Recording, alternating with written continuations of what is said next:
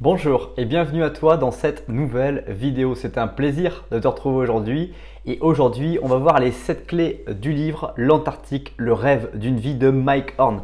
Dans cette vidéo tu vas découvrir 3 choses brièvement: qui je suis, qui est Mike Horn et enfin les 7 clés que j'ai retenues de ma lecture de Mike Horn. Reste très attentif jusqu'à la fin de cette vidéo puisque j'aurai un petit cadeau à t'offrir dès la fin de cette vidéo.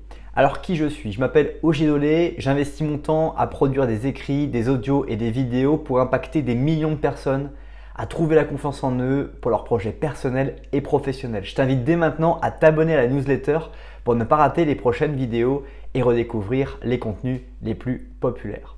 Alors qui est Mike Horn? Mike Horn, si tu as cliqué sur cette vidéo, c'est que tu le connais plus ou moins, est un très grand aventurier et explorateur. Il est suisse et sud-américain. Il a notamment réalisé beaucoup d'exploits, notamment en solitaire, comme en 1994, la descente en hydrospeed des 4800 mètres du glacier du Mont Blanc jusqu'à Nice. Donc voilà, le gars déjà, vous voyez un petit peu l'idée. En 1997, 6 mois en solitaire à travers l'Amérique du Sud et en descendant l'Amazone en hydrospeed sans assistance. Donc il a descendu en fait tout l'Amazone. 99-2001, donc une expédition de 2 ans, il a fait l'expédition Latitude 0. C'est le tour de la Terre en suivant l'équateur en solitaire et sans moyen de transport motorisé en 16 mois. Donc ça laisse imaginer qu'il a traversé l'Atlantique, le Pacifique, l'Amérique du Sud, l'Afrique, l'Asie, bref, je te laisse imaginer un peu le périple qu'il a pu réaliser. En 2002-2004, il a fait l'expédition Arcos, juste un petit trek de 20 000 km autour du cercle arctique, sans chien ni véhicule motorisé en 27 mois, donc à travers le froid, à travers voilà, la difficulté qu'on peut connaître avec des températures à moins 30, moins 40, moins 50 degrés. En 2007, il a fait l'ascension du Gasherbrum, donc qui fait 8000 mètres d'altitude, et du Gasherbrum 2, 8035 mètres d'altitude dans l'Himalaya. Donc il a, en fait, en 2007, il s'est proposé de faire ce que jamais personne n'avait réussi à faire, c'est de enchaîner 4 sommets au-delà de 8000 mètres d'altitude sans oxygène pour montrer que c'était possible. Donc il a réussi cette année-là à en faire que 2 sur 4 puisque les autres sommets n'étaient pas praticables, n'étaient pas franchissables sans danger. Donc il a préféré d'abord faire en 2007 ces 2 sommets. 2010, il fait enfin l'ascension du Broad Peak dans l'Himalaya également avec 8000 mètres d'altitude. Et puis en 2014, l'ascension du Malakou dans l'Himalaya, 8463 mètres d'altitude. Enfin, en 2017, il est le premier homme, et c'est tout l'intérêt de ce livre, L'Antarctique, le rêve d'une vie, il est le premier homme à avoir traversé intégralement l'Antarctique sans moteur et en solitaire. Tenez-vous bien, 5100 km en 57 jours. Voilà, je vous laisse imaginer un peu l'imagination, la force de Mike Horn, cet aventurier, cet explorateur. On a pu le voir également à travers l'émission, je crois, qui s'appelait À travers d'une vie ou quelque chose comme ça, où il amenait des stars comme Matt Pokora, comme Shaim dans des endroits dans le monde sans moyen motorisé pour justement leur montrer ce que c'était qu'une étape de vie quand on est en pleine nature. Et il me tarde maintenant de vous parler des 7 clés que j'ai retenues de ce livre, L'Antarctique, le rêve d'une vie. Mais juste avant cela, je t'invite à apprécier la vidéo ou à la partager dès maintenant pour permettre à d'autres personnes de découvrir à leur tour cette vidéo. La première clé que j'ai retenue en fait de cette expédition sur l'Antarctique, donc l'Antarctique, le rêve d'une vie de Mike Horn, la première clé, c'est de construire une équipe. Aussi paradoxal qu'il puisse paraître, Mike Horn a effectivement traversé seul l'Antarctique, mais pour y aller, il a été obligé d'avoir un bateau. Il est parti d'Afrique du Sud et dans ce bateau-là, il avait une équipe de personnes qui finalement assuraient la logistique. Il a aussi ses 2 filles qui prennent soin de lui énormément, qui font en sorte que les passeports, les documents administratifs soient toujours à jour et qu'ils soient finalement sans problème et qu'ils soient toujours, on va dire, dans la légalité de faire ce qu'il entreprend. Sachant qu'en Antarctique, c'est un pays qui est un petit peu, un continent qui est un petit peu, voilà, appartient à tout le monde et à personne en définitive. Donc comment obtenir ces autorisations? Naturellement, c'est pas Mike Horn qui travaille là-dessus. Toute son équipe travaille sur cette thématique-là. Et c'est pour moi quelque chose qui est intéressant, c'est que même quand on fait des choses en solitaire, même lorsqu'on doit prendre des décisions seul dans notre vie, eh bien avoir une équipe autour de soi sur des choses, sur le support, c'est quelque chose qui reste quand même fondamental et qu'il ne faut pas oublier. Même un champion de haut niveau qui pourtant seul, eh bien, est entouré d'un staff, d'une équipe qui justement lui apporte tout ce soutien pour qu'il puisse penser à apporter juste sa valeur. Donc là en l'occurrence Mike Horn, l'exploration. Deuxième clé que j'ai retenue de ce livre, c'est aimer les autres. Mike Horn, il a cette faculté d'aimer énormément les autres à travers ses associations dans lesquelles il va notamment replanter du corail dans des endroits où justement le corail est vraiment abîmé, avoir des démarches pour les jeunes, accompagner des jeunes de banlieue en difficulté dans ces expéditions totalement gratuitement pour pouvoir les aider à agir, à apporter de la valeur à ce monde et à découvrir au fond d'eux des choses qu'ils peuvent accomplir, qui peuvent permettre au monde d'avancer. Et ça, aimer les autres, c'est une faculté chez Mike Horn qu'on ne peut absolument pas lui enlever. Il est quelqu'un de très empathique, il est quelqu'un qui est très à l'écoute et sans avoir rencontré dans toutes les interviews que j'ai pu regarder pour préparer cette vidéo, j'ai pu voir quelqu'un qui était vraiment humain et on voit qu'à travers toutes ces heures passées en solitaire, à réfléchir sur la vie, à réfléchir sur les choses, dans ces périodes, dans la difficulté de se trouver lui-même, on découvre en fait une personne qui a le sens de l'humain.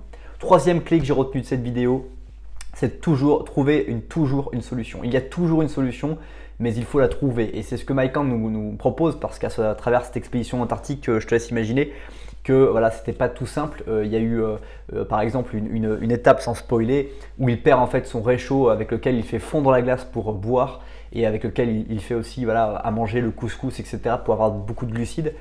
Et il perd ce réchaud et du coup il se retrouve en plein milieu de l'Antarctique sans avoir de quoi se faire à manger, je te laisse imaginer.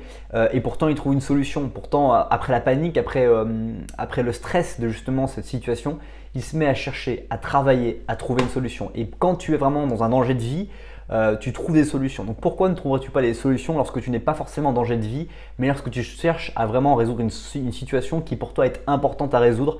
Eh bien, il y a toujours une solution, il suffit en fait de la trouver et c'est ce que Mike Horn nous propose à travers les exemples de la vie réelle et de ses expéditions. Quatrième clé que je retiens de cette lecture, c'est de suivre son instinct.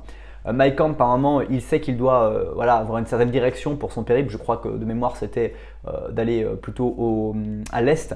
Et il sait à un moment donné qu'il y a des vents qui le portent au nord et que c'est pas du tout la bonne direction, puisqu'en fait, il utilise une petite voile pour l'entraîner lui et son traîneau qui est accroché à lui par une espèce d'attache. Et du coup, il sait que les voiles du vent l'amènent au nord, mais il sait que son instinct lui dit de continuer dans cette direction. Et c'est ça aussi qui est intéressant, c'est de retrouver qu'au fond de nous, on a toujours cet instinct qui a prédominé en fait notre existence sur le fait d'avoir un sens, d'avoir une direction et que parfois il y a des choses qui ne sont pas factuelles. Il y a notre intuition, notre instinct qui nous dit d'aller et de faire des choses dans un sens et il faut absolument l'écouter. C'est l'une des choses qui est bienveillante pour nous. Cinquième clé que j'ai retenue de ce livre, c'est donner le meilleur de soi-même. Mike Horn, il explique, et je ferai une autre vidéo sur les phrases que j'ai pu retenir de cette lecture de ce livre. Il parle en fait de quelque chose qui est absolument très intéressant, c'est lorsque les choses deviennent vraiment compliquées, vraiment difficiles pour lui, c'est là en général qu'il arrive à devenir le meilleur de lui-même, qu'il arrive à être le plus rentable, le plus efficace, le plus concret, le plus réaliste parce que finalement c'est là où il arrive vraiment à trouver les moyens en lui, qu'il arrive à trouver des solutions qu'il sait mais qu'il se trouve lui-même. Et c'est souvent un petit peu comme ça dans notre vie que dans l'adversité, au départ on la fuit, on la regrette, on la redoute, on ne la veut plus. Et puis quand on voit qu'on est vraiment mis sous pression de cette adversité, on se met à trouver des solutions qu'on n'aurait jamais mis en place, jamais souhaité imaginer dans notre vie pour justement résoudre ces situations. Et c'est dans ces moments-là qu'on trouve toujours et qu'on donne le meilleur de soi-même. Mais voilà, même sans être sous pression d'une manière complètement folle, comment puis-je me mettre dans des meilleures dispositions psychologiques, physiques pour justement donner le meilleur de moi-même? Est-ce qu'il faut que je coupe mon téléphone? Est-ce qu'il faut que je sois peu chez moi pour travailler, pour lire un livre? Est-ce qu'il faut que je sorte dehors? Il y a toujours plein de tactiques et d'astuces que tu peux mettre en place dans ta vie pour justement trouver des façons de pouvoir donner le meilleur de toi-même. Sixième clé que je retiens de ce livre, c'est savourer l'effort.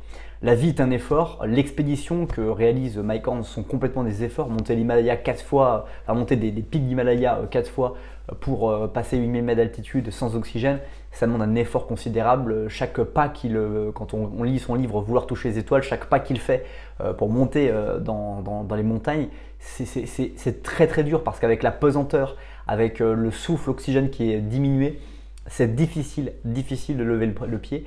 Et c'est un effort, mais ce qu'on retient dans notre vie, c'est pas la facilité parce que la facilité nous a permis d'atteindre un certain niveau de confort qu'on n'a pas eu le temps de devoir rêver, de devoir en fait finalement imaginer et du coup on l'a vécu trop facilement. Vivre dans l'effort, avoir de l'effort pour quelque chose, c'est encore plus mesurer le plaisir que l'on va avoir à vivre, à prendre le moment qu'on va avoir de savourer finalement ce qu'on a réussi d'atteindre par notre effort, par notre travail, par notre chemin que nous avons emprunté. Enfin, septième et dernière clé que j'ai retenue de ce livre, c'est de sortir de sa zone de confort. Évidemment, on ne peut pas comparer nos vies, même si elles sont trépidantes, avec celles de Mike Horn, mais sortir de sa zone de confort est l'une des meilleures façons de pouvoir progresser parce qu'on va être obligé de changer, on va être obligé de s'adapter au changement qu'on s'est proposé, au nouvel objectif qu'on s'est donné, et on va devoir psychologiquement modifier des réflexions, modifier une façon d'appréhender les choses que nous ne faisions pas avant d'avoir commencé justement cette volonté de changement, cette volonté de sortir de sa zone de confort.